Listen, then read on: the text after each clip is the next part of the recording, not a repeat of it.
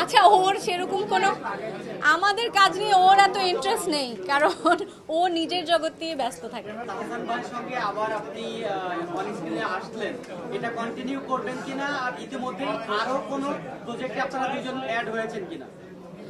আচ্ছা, ভবিষ্যতের কথা এখন না বলি, আমরা এই প্রজেক্টের কথা বলি। অনেক দিন পর স্ক্রিন শেয়ার করেছি একসাথে। সেটা মানে শুধু যে তাসানের সাথে সেটা না, মনোজের সাথে অনেকদিন পরে কাজ করেছি, অর্ষার সাথে এই প্রথম স্ক্রিন শেয়ার করেছি। তো গুণী অভিনেতাদের সাথে, শিল্পীদের সাথে কাজ করতে তো ভালো লাগে। তবে ভবিষ্যৎটা এখন এই মুহূর্তে বলতে পারছি না, কারণ আমি তো খুব কম কাজ করি।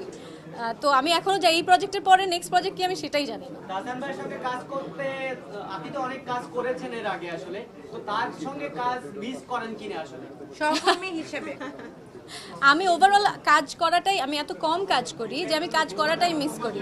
আপনি কম কাজ করেন, কিন্তু আপনাকে তবুও একদম গুণবতী অ্যাক্ট্রেস বলা হয়। যে মিথিলার অ্যাক্টিংটা অনেক ভালো অ্যাক্টিং করে, সবাই এভাবে বলে। তো এত ভালো অ্যাক্টিং কিভাবে করেন, যেহেতু আপনি কাজ কম করেন? না, অভিনয়টা ভালোবাসার জায়গা থেকে করি, আর কম কাজ করি, আমার মনে হয় সেই জন্যই মনোযোগ দিতে পারি কাজে। আর এইবার আমি বলি যে এখন আমার এই ঈদে এই বাংলায় এই বাজি ওয়েব সিরিজটা রিলিজ হচ্ছে চরকিতে।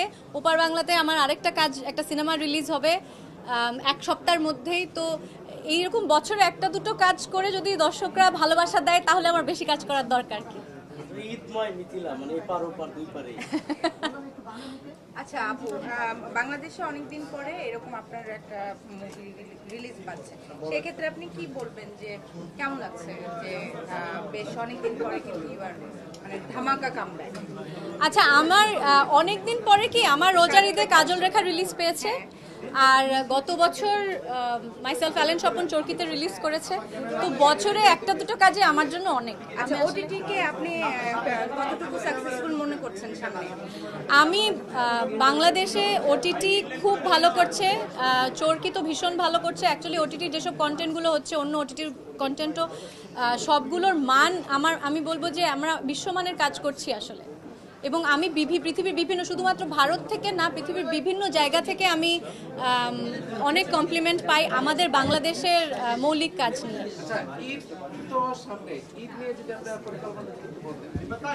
ঈদ নিয়ে সেরকম কোনো পরিকল্পনা এখন আর নেই। ঈদ তো আর এখন আমার জন্য আর সেরকম কিছু মানে ভাবা হয় না। আমার মেয়ের জন্য নতুন জামা, কোথায় বেড়াতে নিয়ে যাবে বা ঈদের ছুটিতে কোথায় যাবে, সেটা ওকে ঘিরেই, আমার মেয়েকে ঘিরেই ঈদটা প্ল্যান করা হয়। আচ্ছা, নাটক থেকে সরে অনেকে ওটিটিতে চলে আসছে, সেক্ষেত্রে আপনি কি বলছেন?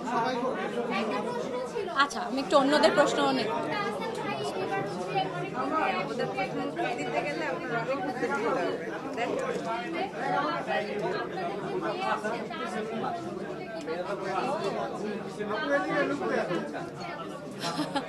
আচ্ছা, ওর সেরকম কোনো আমাদের কাজ নিয়ে ওর এত ইন্টারেস্ট নেই, কারণ ও নিজের জগৎ নিয়ে ব্যস্ত থাকে।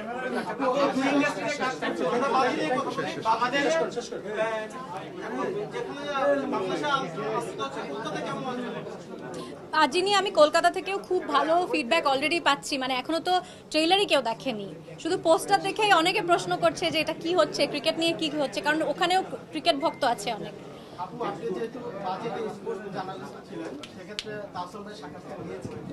এইটা বলবো না, এটার জন্য আপনারা সবাই বাজি দেখবেন।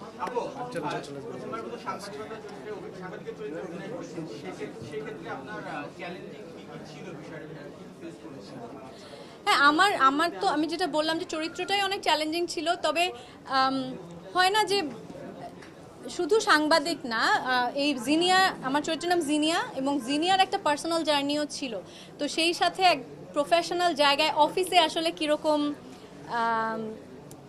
আচার ব্যবহার থাকে একটা সাংবাদিকের, কলিগদের সাথে কিভাবে ইন্টারঅ্যাক্ট করে, তার ব্যক্তিগত জীবন কেমন হতে পারে, আমি আমার কল্পনার জগতে নিজের মতো একটা ভেবে নিয়েছি। আমার পরিচালক আমাকে কিছুটা গাইড করেছে। এবার বাকিটা এই যে আপনারা দেখলে বুঝতে পারবেন যে কতটুকু পেরেছি। লাস্ট কোশ্চেন, হ্যাঁ লাস্ট কোশ্চেন, শেষ। সিমিলারিটি যদি বলতে বলি, কমফোর্টের জায়গা বলতে বলি, সবকিছু পরিবেশ সবকিছু মিলিয়ে যদি বলতে বলি, দুইটা কি বলবেন? আমি এই প্রশ্নের উত্তর আমার মনে হয় অনেকবার দিয়েছি। Home is always home. তো আমার এখানে সবাই পরিচিত, আপনারা সবাই পরিচিত, পরিচালক, কো-আর্টিস্ট সবাই খুব পরিচিত। তো সে এখানে অবশ্যই কমফোর্ট জোনটা অনেক বেশি। আর তবে ওখানেও আমি 3 বছর এই পর্যন্ত যা কাজ করেছি, আমি খুব সুন্দর পরিবেশে কাজ করেছি, সবাই খুব ভালোভাবে অ্যাকসেপ্ট করেছে।